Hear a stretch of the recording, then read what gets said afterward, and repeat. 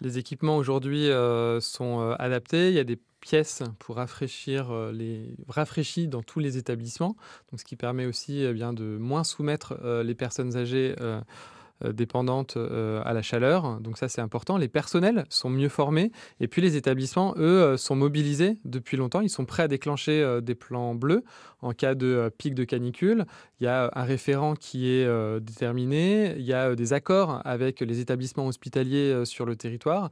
Bref, ils sont prêts à se mobiliser et puis, en cette période estivale où il y a beaucoup de professionnels qui doivent, prendre des congés, Mmh. on anticipe aussi, la mobilisation pour assurer la continuité d'activité dans ces établissements et s'assurer que, les personnes, elles vont être accompagnées et protégées et c'est vrai que c'est différent à domicile. Parce que c'est vrai qu'il y a une double problématique. La première, vous en avez un petit peu parlé, c'est le fait qu'on arrive sur les congés estivales et que les soignants vont aussi prendre des vacances. Donc on aura moins de personnel. Et puis on a la crise des EHPAD, on manque de soignants. Malgré tout, quels que soient les épisodes à venir de canicule ou de forte chaleur, puisque vous l'avez dit à juste titre, on va vivre avec pendant très longtemps.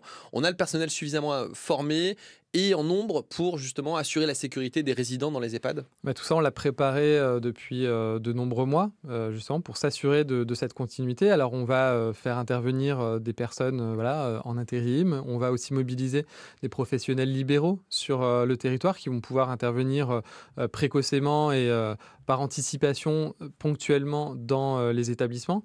L'objectif, c'est vraiment, bah, d'assurer cet accompagnement, d'assurer aussi que, le réflexe, ce soit pas d'envoyer ces personnes âgées aux urgences parce qu'on sait aussi que les hôpitaux en période estivale, ben, c'est compliqué, que, il faut pas non plus, les engorger et donc, on va mobiliser, toutes les ressources qui sont, à disposition sur le territoire. Je dis pas qu'il y aura pas de soucis, dans aucun territoire, mais néanmoins, c'est anticipé. Parfois, malheureusement, il faut, fermer certains établissements parce que, il y a, un manque de professionnels et dans ce cas, mais ça a été là aussi anticipé, on a réparti, les résidents dans d'autres établissements sur le territoire.